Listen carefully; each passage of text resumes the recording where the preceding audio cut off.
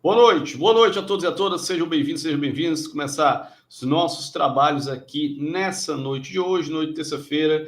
A gente já temos aqui a presença de vários colegas conosco, nos acompanhando aqui, pessoal de Itarema, pessoal de Paulista, Fortaleza, como no Ceará, Teresina, Piauí, a Micheline. Pessoal, sejam todos muito bem-vindos, muito bem-vindas. Eu sou o professor Bruno Marques e vou estar batendo um papo com vocês durante essa noite de hoje, um pouquinho aqui falando sobre um dos vários pontos que nós vamos abordar durante a vossa preparação rumo à prova nacional docente. A gente sabe, evidentemente, que é um novo momento, a gente sabe que é um formato novo de prova, entre aspas, porque a gente já tem uma certa expertise com relação ao ENAD.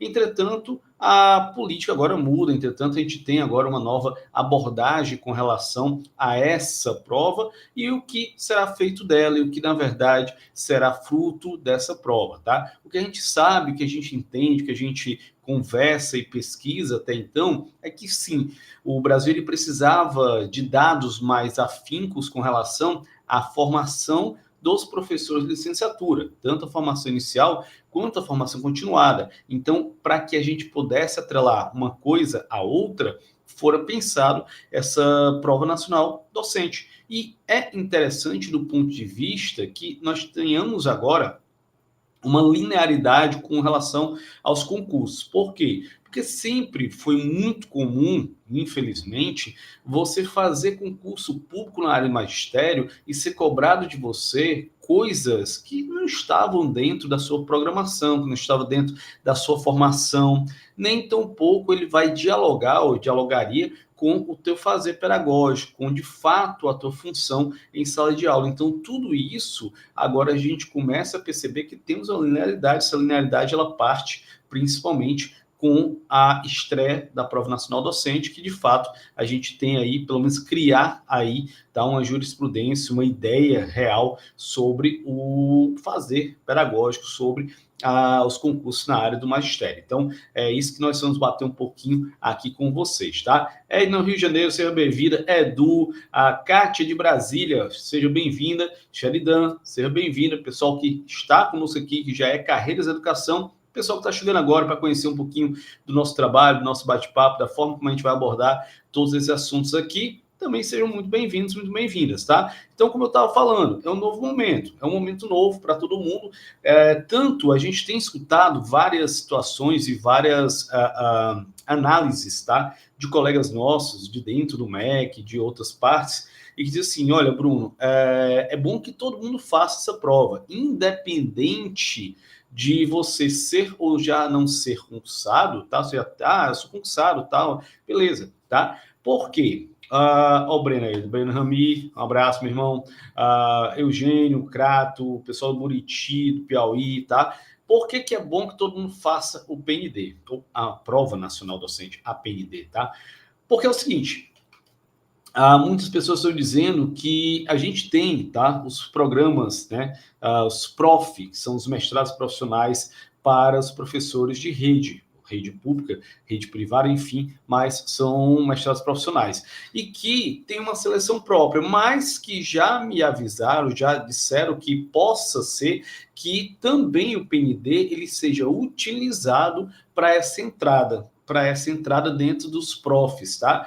E não seria algo tão estranho, tão fora da órbita, porque em outrora, por exemplo, para você entrar com um graduado dentro de, você já sendo graduado e entrar com uma segunda graduação dentro de uma instituição de ensino superior, você precisaria fazer de novo o ensino, o Enem, no Exame Nacional do Ensino Médio. Então, perceba o paralelismo que agora eu deixo de lado o Exame Nacional do Ensino Médio e posso utilizar, por exemplo, o PND como prova de acesso. Então, tudo isso ecoa em favor do PND, tudo isso ecoa em favor de que nós temos que abraçar, de fato, essa nova abordagem, sabendo também que não deixará de existir os concursos tradicionais, tá? Lógico que não. Muitas prefeituras, elas investem bastante nesse tipo de certame, porque tem alguma forma de ela estar ali também depurando um pouco mais com relação a própria programação financeira desses municípios. Tá? Então, nós temos tudo isso na balança, nós temos tudo isso no jogo,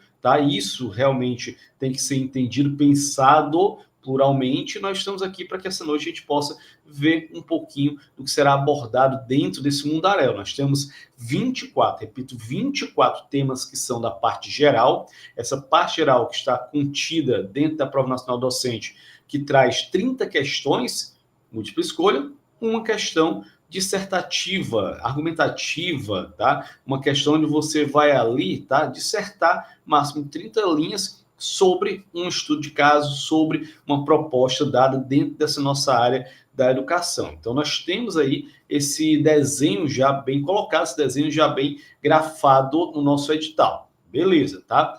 Do outro lado, você tem mais 50 questões específicas.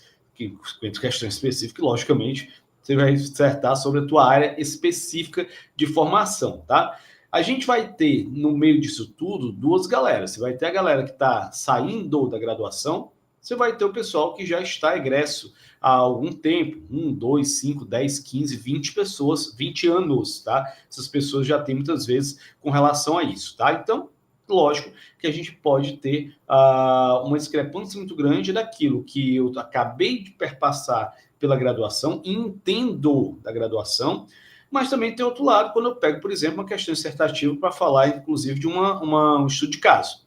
E aí eu que não tenho muita vivência, talvez me falte argumentos mais táteis para eu colocar dentro do estudo de caso, então vai nivelar muito. Não, você não está concorrenciando diretamente, mas tem ali sim, tá, uma relação, tá? Vamos para cá. O outro está perguntando: boa noite, professor. Em algum grupo estão falando da adesão de Pacatu no PND, é verdade? Não tivemos acesso a isso, tá?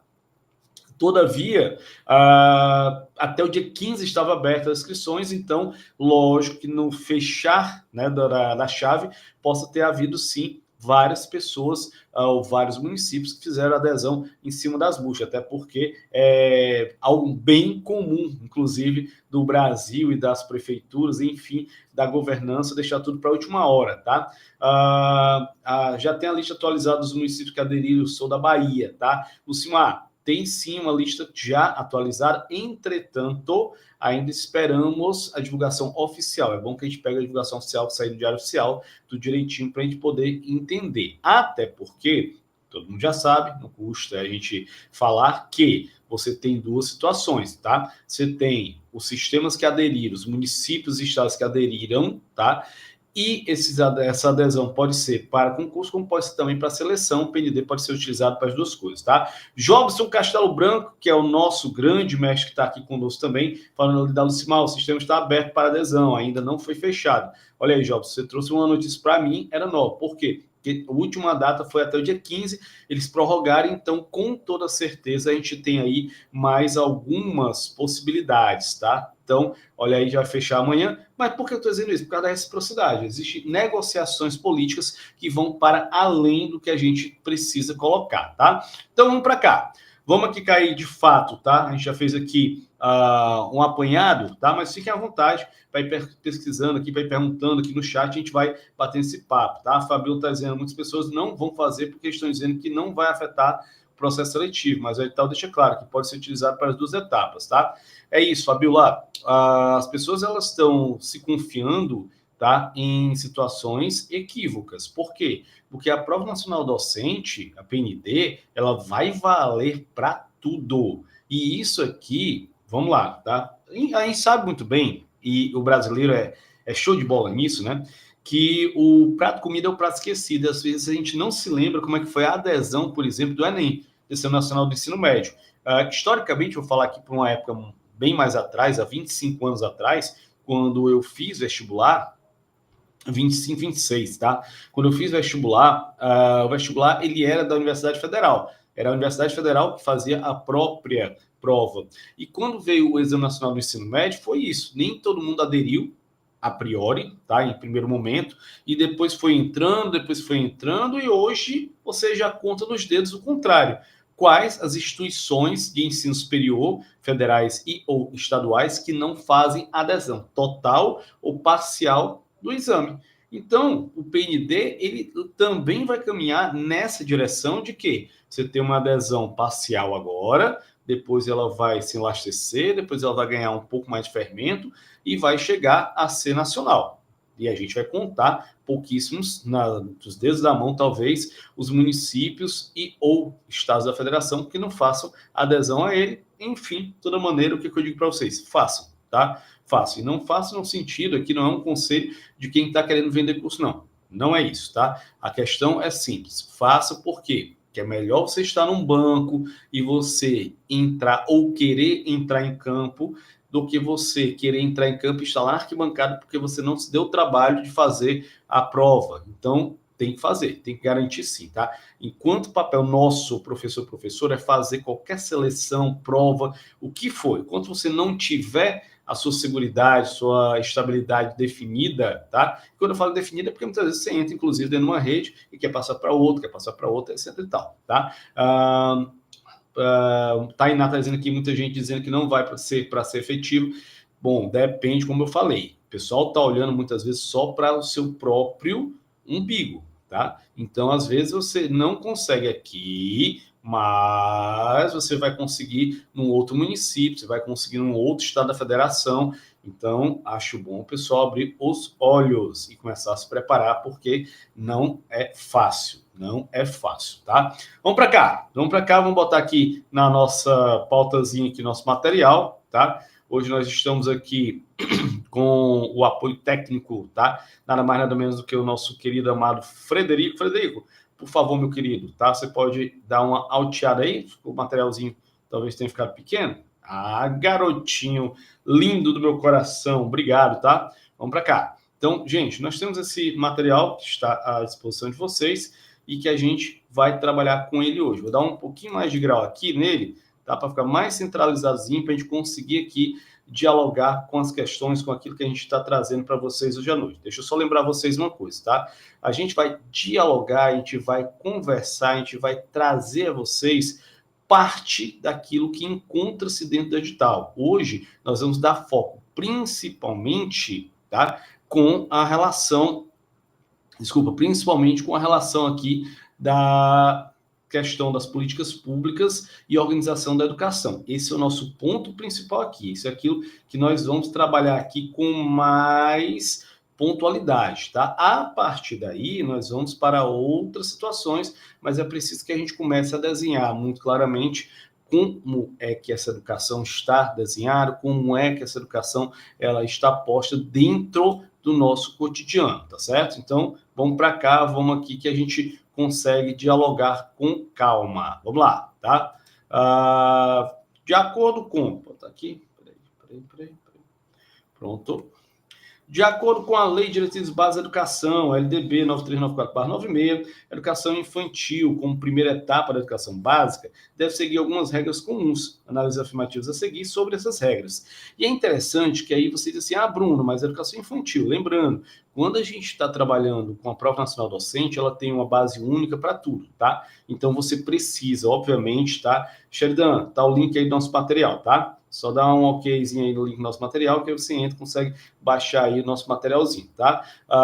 Então, o que acontece? Você tem aqui uma prova que ela vai ser para todas as áreas. E quando a gente fala de todas as áreas, eu tenho aqui também aqueles que são de etapa específica para o pessoal que é formado, graduado dentro da pedagogia. Você vai trabalhar com educação infantil, ensino fundamental nos iniciais. Todos os restantes vão trabalhar com ensino fundamental nos finais e com ensino médio. Então, por conta desse desenho, você vai ter uma abrangência muito grande de questões. Você precisa estar preparado para entender a educação como um todo. Ele não especifica que você é da matemática, você vai precisar saber somente da tua área da matemática. Ponto. Não. Você só vai precisar saber aquilo que acontece dentro do fundamental anos iniciais. Ponto. Anos finais. É tudo, tá? É o desenho completo da educação nacional. Então, dentro da Lei de Diretrizes e Bases, a educação infantil, que é uma das 3 etapas da educação básica, a gente já começa basicamente aí batendo esse papo, trabalhando, desenhando para vocês, tá? Como é que a gente... deixa eu só voltar aqui, peraí, calma. Como é que a gente trabalha com isso, tá? Por quê? Porque é muito bom que a gente saiba exatamente esse desenho, que é o desenhozinho clássico quando a gente fala aqui da educação nacional. O que a gente tem? A gente tem os níveis Bruno, quais são os níveis da educação nacional? São 2 níveis, tá? A gente fala aqui do nível da educação superior e o nível da educação básica. É o que nós somos e onde nós atuaremos como efetivos daqui a pouco, tá? Marisa de Goiânia, fica à vontade, sejam bem-vindas, tá? Nível superior, nível básico, superior é o que você é, básico é onde você atua dentro da educação. Então, por isso, por esse processo, por essa forma de desenho, esses níveis só tem 2 e acabou, tá? O nosso foco aqui, o que é? Educação básica. E aí, a educação básica, ela traz 3 etapas da educação. A educação infantil,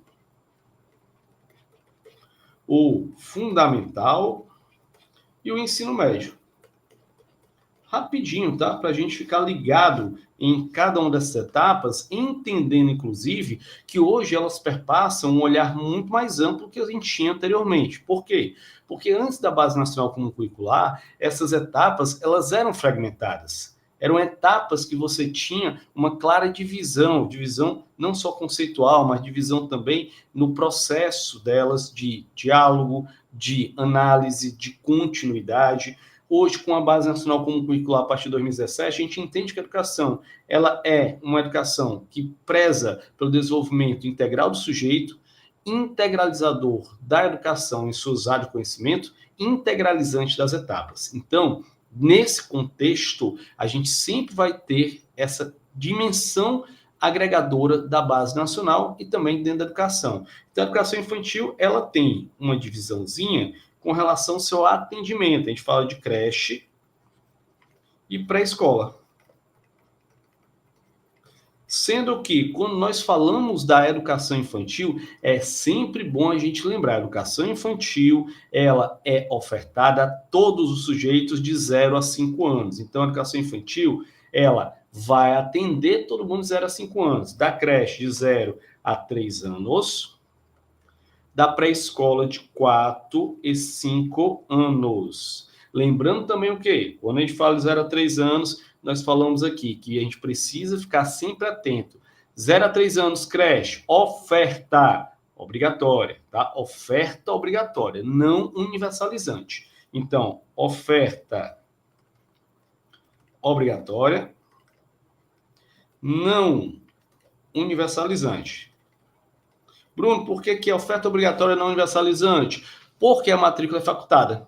E aí, como é facultada a família matricular ou não a seus filhos ou pupilos, obviamente, tá? Dentro dessa fase, desse ciclo da creche, então eu não tenho como saber quantas pessoas irão de fato fazer essa matrícula, por isso eu não posso ter vaga ociosa, porque senão estaria aí tendo um prejuízo no sentido da análise técnica administrativa. Então, nesse olhar aqui, a gente tem uma oferta obrigatória, não universalizante, porque a matrícula ela é facultada.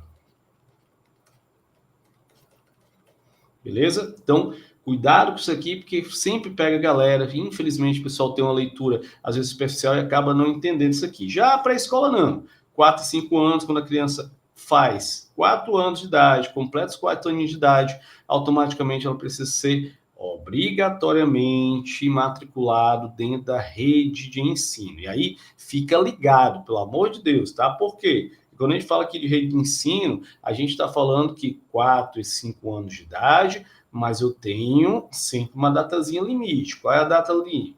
Data de 31 de março, que é a data que organiza a educação nacional. Então, se o aluno ele completa até 31 de março 4 anos, ele é matriculado, ok? Pré-escola não. Pré-escola é tanto oferta quanto a matrícula obrigatória. Certo? Então, já ficar ligado isso aqui, oferta e matrícula sempre obrigatória, beleza? Então, aqui já está tudo completinho na educação infantil. O aluno completou 6 anos, vai para o ensino fundamental e fica nele aproximadamente até os 14 anos de idade. Lembrando que o fundamental ele tem 9 anos e ele tem também 2 ciclos. Ele tem os anos iniciais, tem os anos finais. E o ensino médio. O ensino médio, ele é etapa única. Etapa única. Mínimo de duração de 3 anos. Olha, Bruno, mínimo 3 anos? Sim, porque pode ter 4 anos, tá? Se você já fez inscrição de algum aluno no ensino médio, quando você entra, por exemplo, na aba do Enem, ele vai te perguntar, você está finalizando terceira série ou quarta série? O pessoal até fica assim, série? Por quê? Porque o ensino médio, ele é etapa única, com mínimo 3 anos de duração, organizado em seriação. Então, primeira série, segunda série, terceira série ou quarta série, se for o caso da rede de ensino. Então, aqui você já tem um desenho basilar com relação à educação, com relação àquilo que nós temos dentro da nossa educação nacional. Aí vamos para cá. Aqui a gente tem análises feitas em vistas à educação infantil. Primeiro ponto é de logo assim para a gente. Lá vem, ó. A avaliação do desenvolvimento infantil deve ser acompanhada ou deve ter um acompanhamento contínuo, sem caráter de promoção para acesso ao ensino fundamental. Verdadeiro? Verdadeiro ou não? É isso que ele quer saber, viu? Cuidado, ó. Analise, tá? As afirmativas sobre as regras. A avaliação do desenvolvimento infantil deve ser um acompanhamento contínuo, sem caráter de promoção para acesso ao ensino fundamental. Sem caráter de promoção? Sim. Por quê? Porque o único argumento que eu tenho para a promoção, de fato, é a idade. A única barreira que eu tenho, de fato, é a idade. Então, por isso, você tem aqui um olhar, tá, completo com relação ao sujeito, porque ele vai estar sendo trabalhado de acordo com a base nacional no seu desenvolvimento cognitivo, físico, intelectual, cognitivo, físico, emocional e social. Então, nesse contexto aqui, a gente não tem nenhum tipo de barreira, ou seja, eu não vou promover o aluno para o ensino fundamental, caso ele saiba ler, caso ele saiba escrever, não é essa a barreira. Quando o aluno chega aos 6 anos, ele vai para o ensino fundamental. Então, aqui, o ponto 1, que você está dizendo que é sem caráter de promoção, é verdadeiro. 2, a carga horária mínima anual de 800 horas, distribuída em pelo menos 200 dias de efetivo trabalho pedagógico. Também verdadeiro? Verdadeiro, tá? Por quê, Bruno? Porque quando a gente fala aqui com relação à educação, a gente tem uma carga horária. Vamos lá olhar para ela, tá?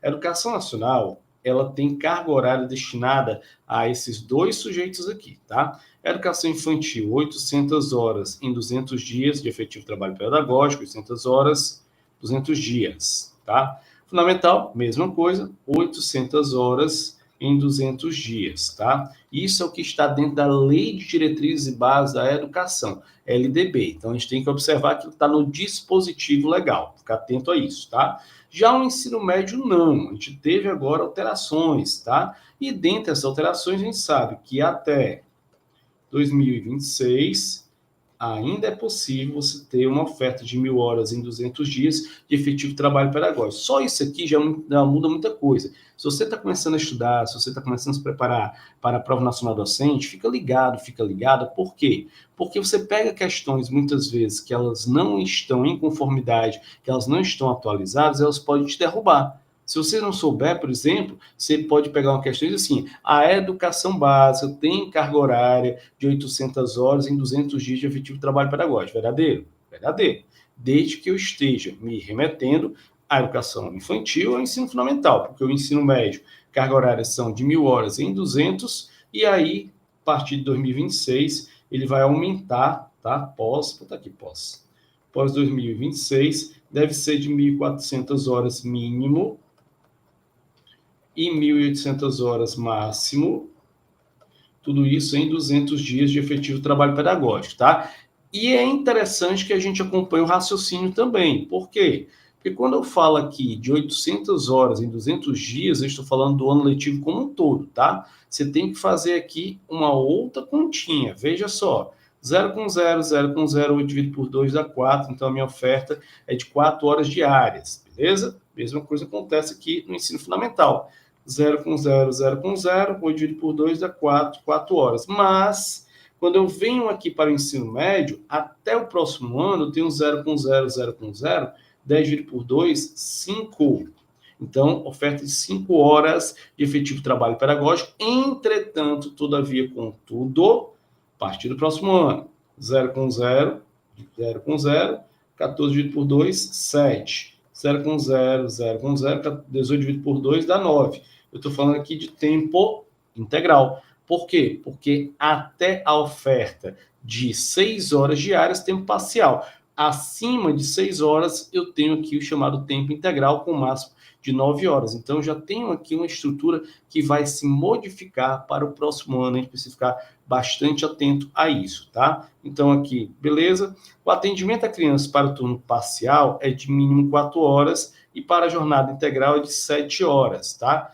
Verdadeiro também? Olha só, verdadeiro. Por que é verdadeiro? Porque você tem que raciocinar. Veja, tá? 4 parcial, acabamos de dizer, 7 integral, então, ok. O controle da frequência é de responsabilidade da instituição, com exigência de frequência mínima de 60% do total de horas. Verdadeiro, vamos para cá.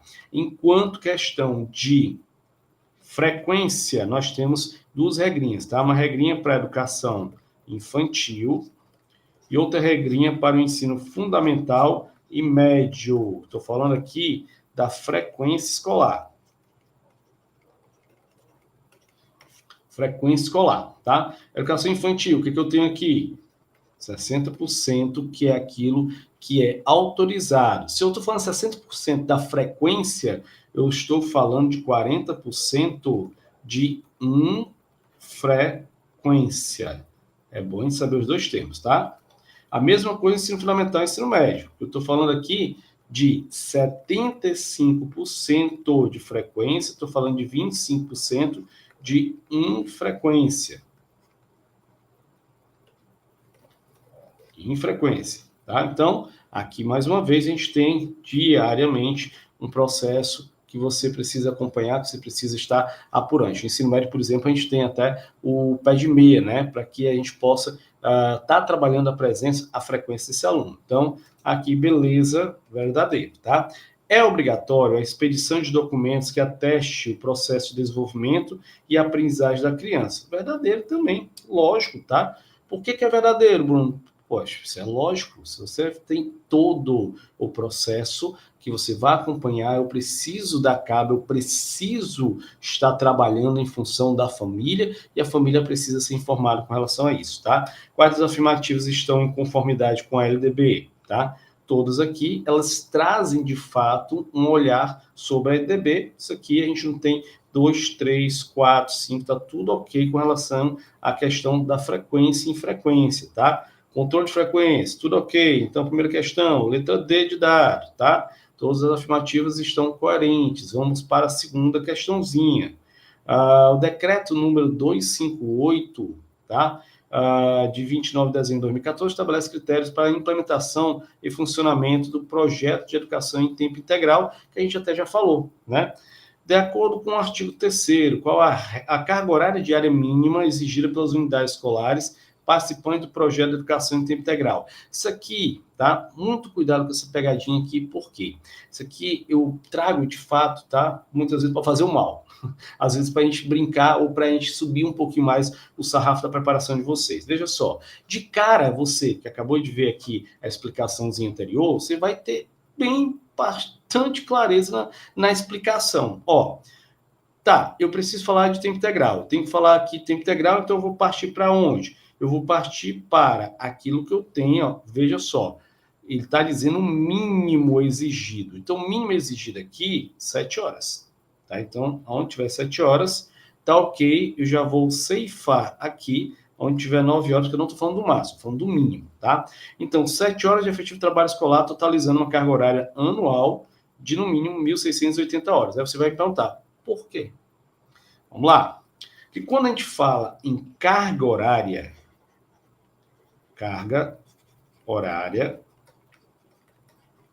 a carga horária curricular,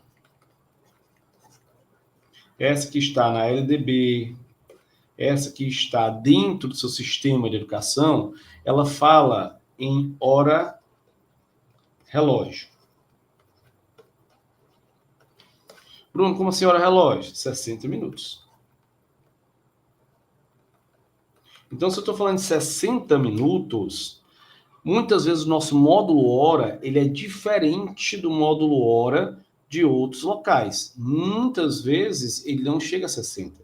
E aí eu tenho o módulo hora estipulado ou pela rede ou pelo projeto político-pedagógico Regimento da Escola.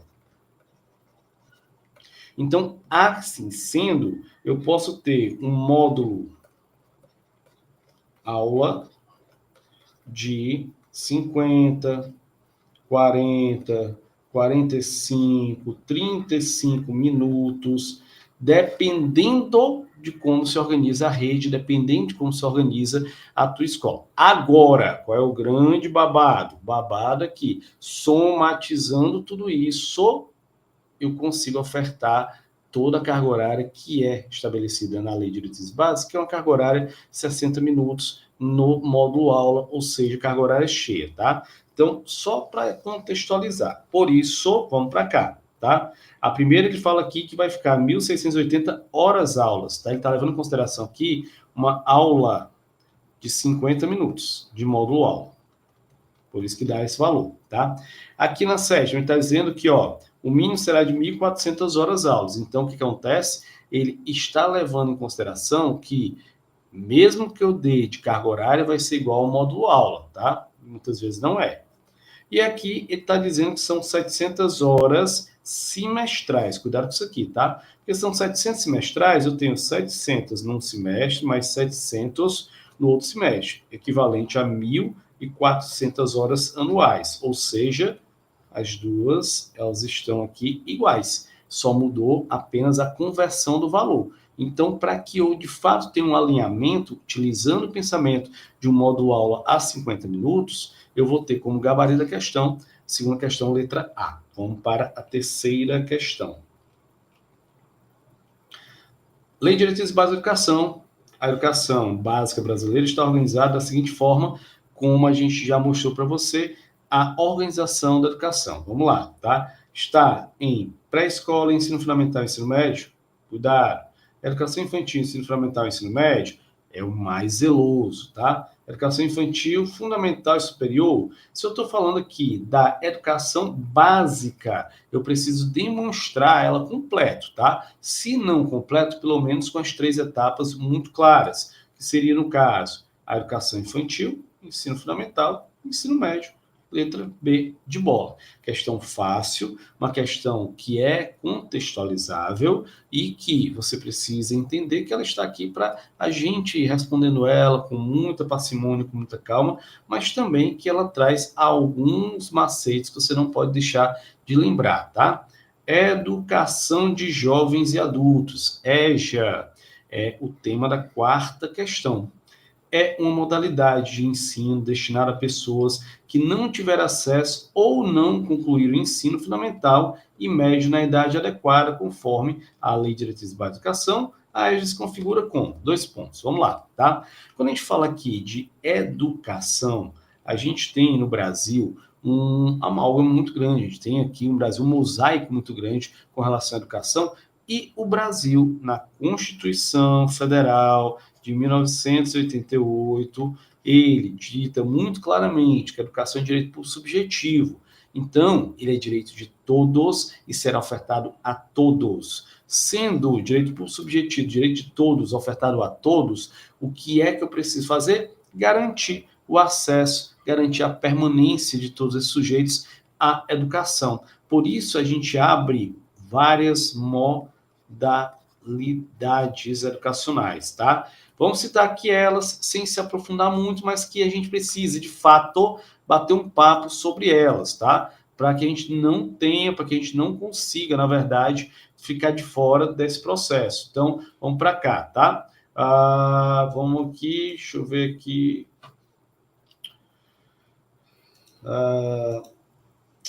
Deixa eu ver aqui, pronto. Deixa eu ver se dá certo aqui, melhorar.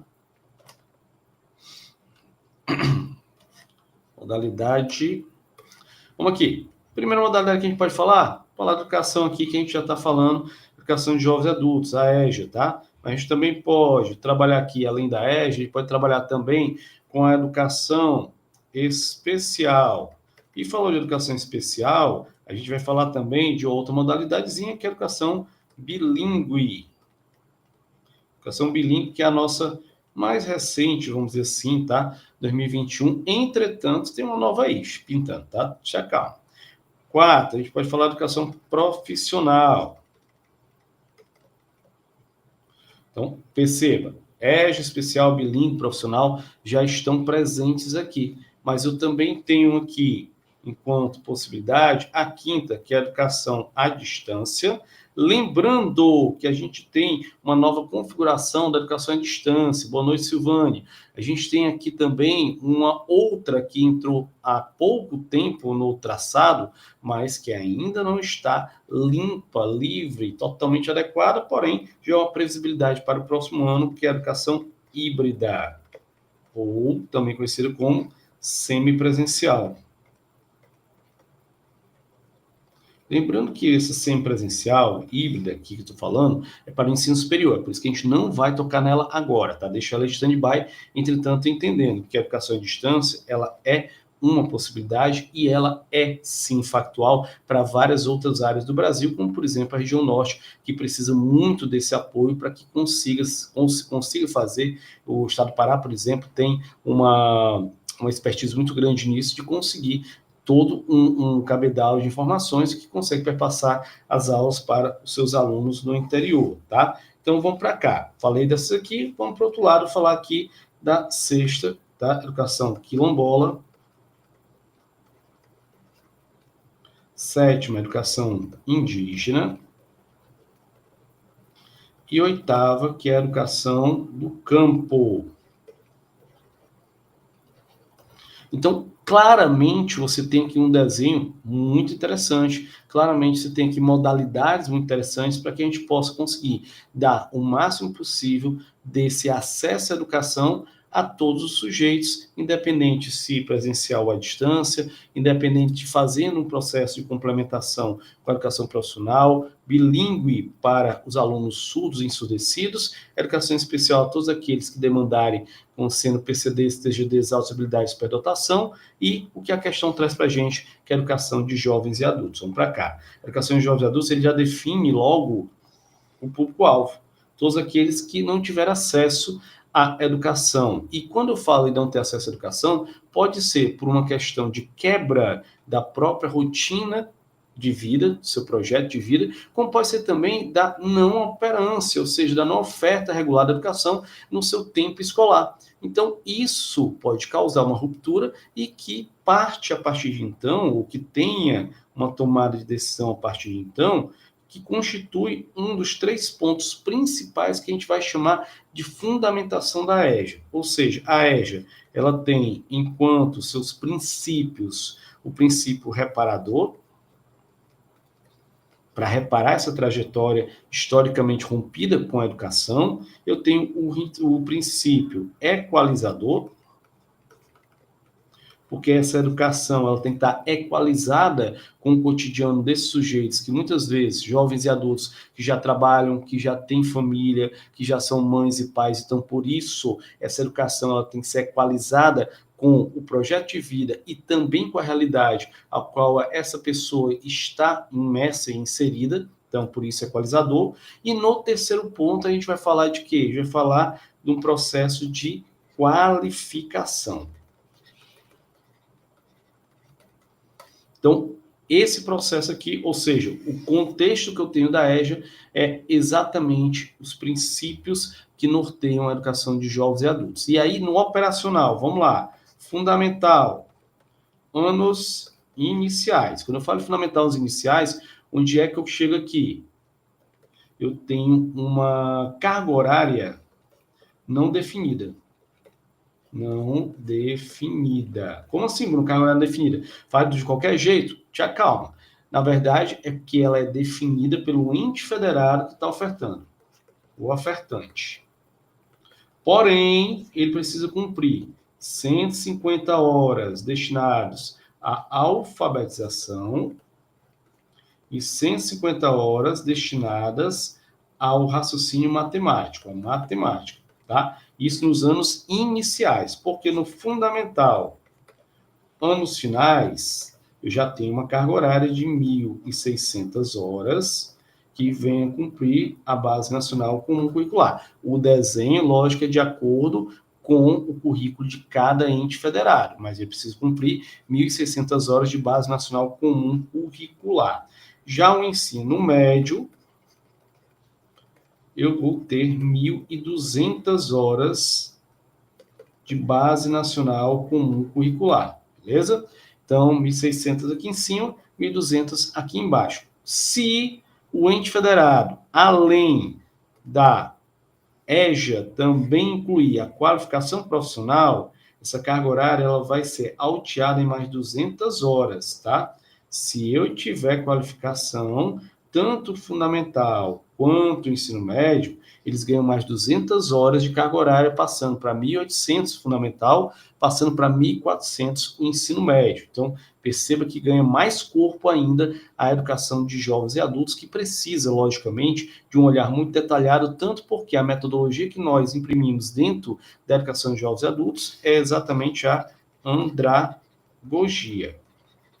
Assim como, por exemplo, quando a gente coloca aqui e fala com relação à educação do campo, a gente trabalha com outra pedagogia também, que é a pedagogia da alternância. Todas as duas, elas têm o seu nascente, tá? As suas raízes fincadas no pensamento freiriano. Então, é muito interessante que a gente também observe essa relação Freire com a educação de jovens e adultos, com a educação do campo, ok? Então, para a questão aqui, vamos lá, para a gente poder voltar à nossa questãozinha. Pronto. Aqui, babado, né? Aqui já bem tranquilinho, já que a gente já passeou por esse mundo das modalidades, eu entendo que a EJA se configura como o quê? Um atendimento diferenciado para pessoas não escolarizadas? Não, tá? A EJA ela se configura aqui com um nível de ensino, uma modalidade de ensino, uma forma alternativa de ensino fundamental, uma modalidade. Então, aqui a gente tem a letra C, tá? Então, aqui, aproveitar o pessoal aí que está chegando agora, que não conhece o Carreiras da Educação, gente, aproveita, tá? Aproveita, vem aqui, bate um papo, ó, dá o likezinho, se inscreve no canal, que a gente vai ter sempre um material novo, sempre um bate-papo novo com vocês no canal aqui, 0800. A ideia é justamente essa, a ideia sempre da gente é tentar o máximo possível popularizar, tentar o máximo possível levar a educação, a preparação de qualidade para todos os professores e professoras do nosso Brasil, tá bom?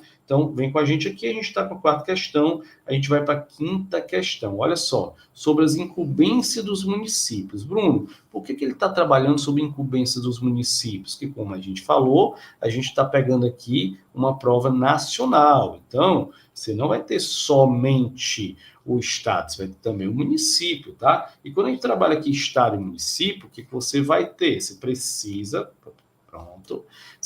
aqui entender a organização básica dos entes federados. Então, vamos para União, estados, municípios e o nosso querido Distrito Federal, tá? Que tem até representante aqui hoje, tá? Deixa eu ver se eu acho aqui rapidinho no bate-papo. Não vou achar muita gente aqui falando, mas tudo bem, tá? Tem uma galera aqui que é do DE, do DF aqui, que legal, tá? Fique à vontade, caso de vocês. Vamos lá, vamos para cá, vamos para nossa União. Gente, a União, ela, óbvio, tem, vamos falar aqui de oferta, tá? Ela tem, enquanto obrigatoriedade de oferta, um ensino superior,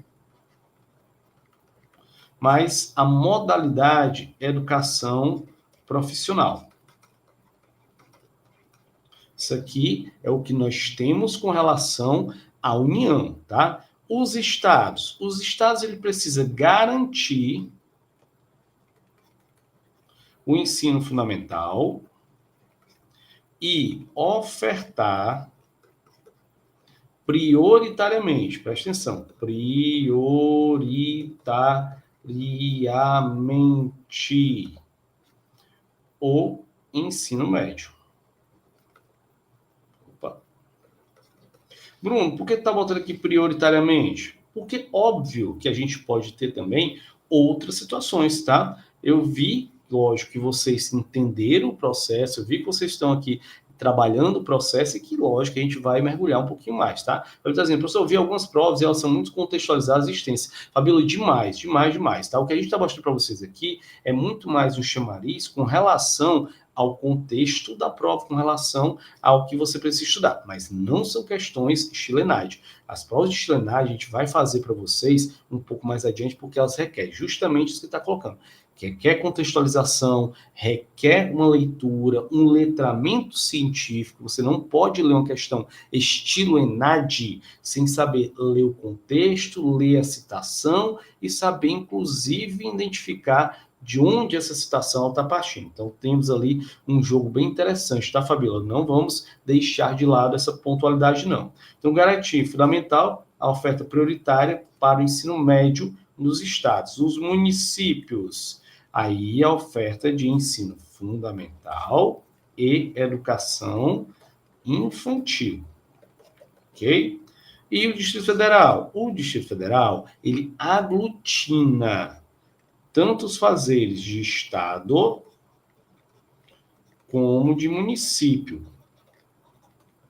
E se eu tenho os fazeres de estado como de município, então ele aglutina a educação básica toda. Beleza? Então, o que nós temos dentro da Lei de Diretrizes e Bases da Educação. As provas do ENAD não são parecidas com as questões apresentadas. Não, Elaine, não estão sendo, tá? Por quê? Porque aqui a gente está utilizando as questões para chamar um pouco, para bater um papo sobre os assuntos, tá certo? Então, as próximas nossas lives já vão estar mais contextualizadas. Apesar de ter trazido também algumas questõezinhas aqui do ENAD também, mas só para prestar atenção que uma coisa é uma coisa, outra coisa é outra coisa, que a gente está para bater um papo sobre o assunto, tá bom? Então, só ficar prestando atenção que, de fato, a gente tem aqui duas situações diferenciadas. Vamos para cá. Então, entendendo o que está posto aqui, vamos para a outra parte, tá? O que ele está pedindo para a gente aqui? Está pedindo para a gente a Organização da Educação Nacional, tá? Analisa afirmativos, então, dentro dessa organização. Então, primeiro ponto, assegurar, tá, o ensino fundamental e oferecer com prioridade o ensino médio, tá? Isso é incumbência do município? Não, não é incumbência do município, tá? Seria incumbência de quem? Do Estado, tá? E mais uma vez, prestem atenção, tá? Muito cuidado com isso aqui. Por quê? Porque a gente está falando aqui de prioridades, tá? Então, prioritariamente, pode o município ofertar ensino médio? Pode, desde que ele cumpra a sua prioridade. E aí tem toda uma questão também de financiamento, né? Lógico que ninguém vai meter a mão nesse financiamento, porque senão, tá? A coisa estava mais complicada um pouquinho, porque aí o contexto é outro totalmente, tá certo? Vamos lá. 2, organizar, manter e desenvolver os órgãos e instituições oficiais do seu sistema de ensino, integrando as políticas e planos educacionais da União e dos estados. Veja bem, tá? Olha o que ele está dizendo para a gente aqui na questão. Deixa eu só tirar aqui, pronto. Tá? Na questão, tá? O que ele está nos dizendo? Desculpa, tá? Que é para organizar, manter os seus órgãos. Lógico, se eu sou, tá, o mantenedor, tenho que, obviamente, trabalhar em cima disso, por isso, verdadeiro ponto, tá? E, lógico, as políticas e planos alinhados diretamente com a União e Estados. 3, baixar normas complementares para seu sistema de ensino. Lógico, por quê? Porque nem todas as questões ela tem diretamente uma ação global. Vou dar um exemplo aqui para vocês, tá? A gente pega a Lei de Diretrizes e Bases da Educação, por exemplo, lá nos seus princípios ele fala com vistas à gestão democrática, mas ele não fala como será essa gestão democrática. Então, o ente federado, municipal, estadual e distrital, ele vai ter que legislar com relação à forma de gestão democrática presente dentro do seu sistema de ensino. Então, aqui entra a questão do complementar. Ponto 4. Elaborar e executar políticas e planos educacionais em consonância com as diretrizes e planos nacionais de educação. Se eu estou falando do município, antes eu preciso passar pelos estaduais. Eu tenho que estar em alinhamento com o estadual para que eu possa, a partir de então, estar também em alinhamento com o nacional. Fico muito ligado com relação a isso, tá? Então, no contexto do ponto 5, a gente tem a questão número 5 aqui, a 2 e a 3 como verdadeiras, e aí a letra B de bola, tá? Vamos para a sexta questãozinha aqui, para a gente poder entrar em outro assunto. Analisa as informações sobre a função e características da escola pública no Brasil. Função e características da escola pública no Brasil. Olha que legal, gente. para a gente poder entender mais um ponto da organização da educação, que é, de fato, a função dessa educação, o que ela está se propondo, tá? Bom, quando a gente fala desse processo todo, a gente precisa estar linkado, a gente precisa estar sempre olhando com relação à educação. A educação ela cumpre um papel extremamente importante, primeiro porque, enquanto política pública, é uma das maiores e mais abrangentes. Nós temos 3 políticas públicas que elas são, de fato, bastante amplas, que é a saúde, a educação e a segurança pública. São 3 que a gente, óbvio, precisa entender que são gigantes, imensas, e, lógico, também são muito caras, tá? Mas, nesse contexto, a gente também precisa entender para que serve cada função, para que serve cada política pública com relação a isso, tá? Então, vamos para cá para ver e conceder o processo de alinhamento dessa política pública, tá? Vamos para a questão, então, número 6, é um direito universal, laico, obrigatório e gratuito. Ela é um direito universal? Sim, tá? Ela é subjetiva, direito universal. Ela é laica? Tem muita gente que vai torcer o nariz aqui, porque ela é laica, tá, beleza, mas na letra da lei ela é laica, tá? É obrigatória de 4 a 17 anos, é gratuita em todas as instituições de ensino superior. Inclusive, saiu uma jurisprudência essa semana, foi semana passada, tá? Sobre a questão, até mesmo, tá? Das escolas militares. Por quê? Porque havia uma contestação se as escolas militares, inclusive por cobrarem taxas, tá? Se elas seriam públicas, e sendo ou não sendo, se elas poderiam, então, os alunos egressos da escola militar, se eles poderiam pleitear a mesma cota de vagas dos alunos da escola pública regular. E aí o Supremo Tribunal, ele manteve o entendimento de que escola militar é escola pública, porque ela é custeada com dinheiro público, porque ela está dentro da rede pública, umas estaduais, outras até mesmo municipais, outras federais. Então, nesse contexto, saiu essa jurisprudência, tá? Então, primeiro ponto verdadeiro, até aqui tudo bem, 6ª questão. Vamos para segunda, que diz assim, sua principal função é assegurar aos alunos o acesso aos conteúdos científicos, artísticos e filosóficos. Sim, na verdade, quando a gente fala isso aqui, a gente também vai falar um pouquinho do currículo, que é o conhecimento, as habilidades, atitudes e valores, e que esses conhecimentos, habilidades, atitudes e valores, eles não são atemporais, eles estão linkados intimamente para a realidade, para o seu tempo. Mas a gente não pode perder também de vista que o que a gente ensina para os nossos alunos nada mais é do que o acúmulo de saberes historicamente construídos pela sociedade. Então, aqui no ponto 2 também é verdadeiro. Os conteúdos transmitidos devem ser guiados por práticas cotidianas e espontâneas dos alunos. Se eu estou dizendo que são práticas cotidianas e espontâneas, eu estou me contradizendo com relação aos conceitos científicos, artísticos e filosóficos. Ou eu vou ser científico, ou vou ser espontaneísta, tá? Mesmo que a gente entenda que o processo também de educação, ele deve levar em consideração os saberes que os nossos alunos trazem do seu mundo cotidiano para dentro da escola, mas a escola, enquanto função social, ela precisa se abster ao pensamento crítico, criativo e científico, tá? Então, ponto 4, que é falso, beleza? O ponto 4 diz que deve proporcionar aos alunos o contato com conhecimentos científicos mais elaborados, priorizando o que ensinar para aproximá-los da riqueza intelectual produzida historicamente, como a gente já abordou aqui na nossa explicação. Então, a 1, a 2 e a 4, elas são verdadeiras. 1, 2 e 4, letra C de casa, tá? Vamos aqui a 7ª questão, já estamos aqui com quase 1 hora de live, tá?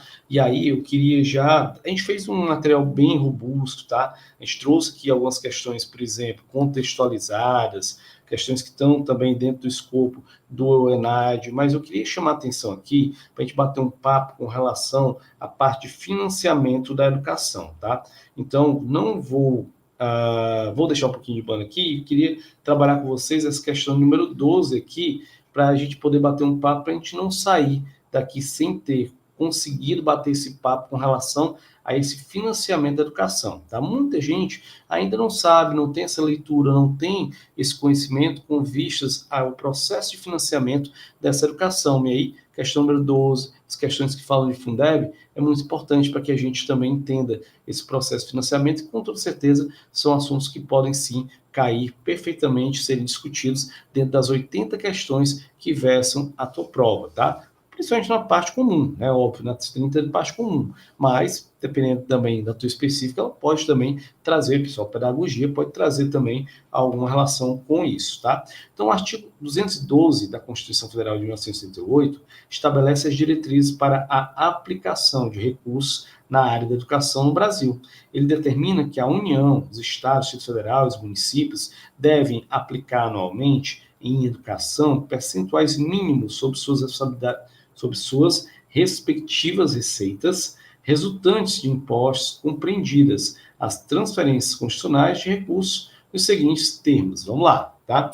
O que a gente vai ter com relação a esse tema e a esse assunto? É bom a gente também dar uma olhadinha bem bacana, tá? Quando a gente fala aqui, muitas vezes, de financiamento da educação, às vezes está um pouco longe da gente, porque, de fato, a gente não vivencia isso na prática pedagógica, pelo menos não nas escolas, de forma direta. Mas, pelo menos, já vou falar, tá? Então, em termos de Constituição, a Constituição, ela afirma que o investimento em educação por parte da União deve ser nunca menos, ou seja, nunca inferior a 18% desse valor, tá? Então, aqui a gente tem um apanhadozinho, tá? Já quando a gente fala dos outros entes federados, e aí, município, estado, Distrito Federal, tá? Nunca menos que 25%. E aqui dá uma... Como é que eu posso colocar para vocês, tá? Aqui que mora o perigo, vamos dizer assim. Por quê? Porque aqui eu consigo definir tranquilamente, mas aqui eu posso confundir com outros percentuais presentes, por exemplo, no Fundeb. E é o que muitas vezes acontece quando a gente está trabalhando com o Fundeb, quando a gente está trabalhando com a parte de legislação, tá? A primeira coisa que a gente também tem que entender é que, além do que está escrito dentro da Constituição, nós temos também outras formas de financiamento, que são os fundos. E nós temos 2 fundos, tá? O Fundo Nacional do Desenvolvimento da Educação, o FNDE, que já é um fundo bastante antigo, ele denota da década de 60, 70, tá? E ele vai abranger toda a educação escolar. Quando a gente fala de educação escolar, eu estou falando de educação formal. E sendo educação formal, ela tanto pode ser nível superior, quanto a educação básica. Então, o FNDE, ele denota dinheiro, ele denota dotamento orçamentário para toda a educação formal brasileira. Até aqui, sem problema, certo? Mas, além dele, a gente tem também o nosso Fundeb, o Fundo de Desenvolvimento da Educação Básica. O Fundo de Desenvolvimento da Educação Básica, que ele tornou-se perene, ou seja, ele tornou-se agora, tá, fixo, desde 2020, através da emenda constitucional essa que manteve, que ele já estava na parte transitória, mas agora ele foi para a parte direta da Constituição, emenda constitucional 108 de 2020, E junto também, lógico, porque toda a emenda ela precisa também ser normatizada, ela foi normatizada pela leizinha essa federal, tá? De número 14.113 de 2020. Opa, mais uma vez o 20 que estou tortinho. Pronto. Então, é isso que nós temos. Então, entender que esse Fundeb, ele é um fundo contábil complementado, vamos lá, complementado pela União. E aí, aquilo que eu falei para vocês, a União, ele vai complementar em 23%. Como é que é isso, tá? Nós vamos organizar aqui uma viagem, tá? e aí você vai passar o ano todinho aí juntando dinheiro para essa viagem. Quando for no final do ano, tudo que você organizou dessa viagem, tudo que você conseguiu juntar nessa viagem, o seu papai, a sua mamãe, enfim, tá? Qualquer pessoa aí, vai colocar 23% a mais em cima do que tu conseguiu ganhar, do que tu conseguiu organizar. Então, se tu organizou 1.000, tu vai receber aí 1.230, porque vai botar 23% em cima, tá? Entretanto, não é tão fácil assim. Por quê? Porque isso aqui vai ser escaloneado até 2026, então era fatiado, foi aumentando 10%, 12, 15 e tal, até chegar aos 23%. Chegando aos 23%, ainda tem uma outra regrinha, tá? Eu tenho 10% isso aqui sendo pago diretamente pelo Tesouro da União. Eu tenho 10,5% que será pago via os outros fundos e 2,5% que só será pago mediante o crescimento de indicadores. Indicadores. Lógico que esses indicadores, o principal deles é o nosso IDEB. Não é o único, mas é o principal. Então, perceba que dentro do cogitante com relação à parte de financiamento da educação, a gente tem muita coisa, tá? A gente tem muita coisa para estudar. Aqui é só a ponta do iceberg, gente. Aqui é só a gente te direcionando. Onde é que tu vai olhar quando eu estiver falando aqui de políticas públicas, organização, financiamento e avaliação, que a gente nem dá tempo de tocar nesse assunto aqui, é só um recorte, para onde é que tu vai estar olhando na tua preparação? Tu vai estar olhando para cá. É disso que nós estamos falando, é sobre isso que nós estamos trazendo para vocês, para que vocês possam começar já esquentar o tamborim, porque é muita coisa, tá? Muita coisa que nós estamos, inclusive, preparando para vocês também aqui dentro do Carreiras da Educação. Por isso, a gente chama e convida vocês sempre a estarem conosco também no nosso canal do YouTube, nas nossas redes sociais do Instagram, tá? Se vocês quiserem mais informações, só fazer esse trabalho conosco. Então, a 12ª aqui diz assim, ó, a União aplicará anualmente nunca menos que 20, e os estados, ou seja, aqui eu já tiro, União 20 não rola, tá? A União aplicará anualmente nunca menos que 25. Opa, legal, deixa aqui, tá? Deixa aqui do ladinho para a gente poder fazer aqui o que está rolando, ver aqui o que está trabalhando, o que está dando certo, tá? Deixa calma aí. Ai, peraí. Cadê? Distrito Federal, na manutenção e desenvolvimento do ensino. C. A União aplicará anualmente nunca menos de 18 e os estados do Distrito Federal nunca menos, ó, se liga, né? Olha aqui, tá? Muito cuidado. A União aplicará anualmente nunca menos que 25%. 25%, a gente sabe que é o quê? Estado e município. Então, muito cuidado isso aqui. Já a União aplicará anualmente nunca menos de 18%. E os estados do Distrito Federal, 20%. 20%, é 25%. A União aplicará anualmente nunca menos de 18%, os estados do Distrito Federal, município, 25%. Opa, achei aqui de fato o que a gente queria, então a 12ª letra D de dado, tá? Vamos para a 13ª, vamos falar aqui de Fundeb.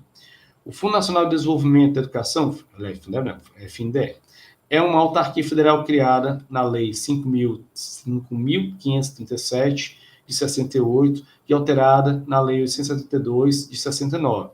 Responsável pela execução de políticas educacionais do Ministério da Educação e, de modo geral, o FNDE atua com assistência técnica e financeira de caráter suplementar para programas da educação em todo o Brasil, em estreita relação com o Ministério da Educação e com todos os entes da federação, com cidadãos, diretamente, ou com instituições privadas. A estrutura de responsabilidade prevê uma divisão coordenada e colaborativa entre as esferas de governo.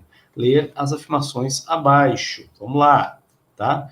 O que ela vai coordenar, o que está diretamente linkado a ela. Vamos para cá. A União é responsável pelo ensino superior e atuação suplementar na educação básica? Sim, a gente já viu aqui que é de ordenação da União a oferta do ensino superior. Isso aqui, não se preocupe, isso aqui não tem dor de cabeça.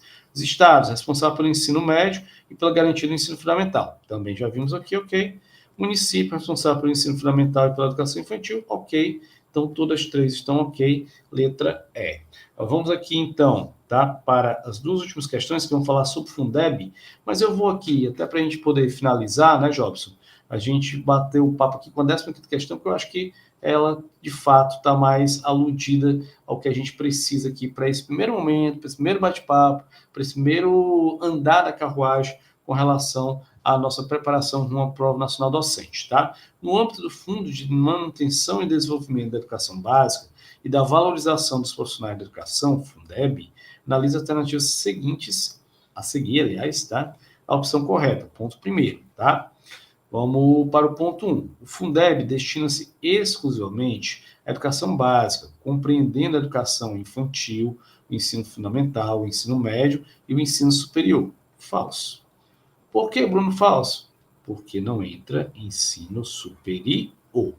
Eu tenho aqui possibilidade, por exemplo, de manutenção com relação a modalidades. Eu posso falar de modalidade, por exemplo, no Fundeb, falar de educação de jovens e adultos, campo, quilombola, indígena, mas ensino superior não. Então, cuidado, tá?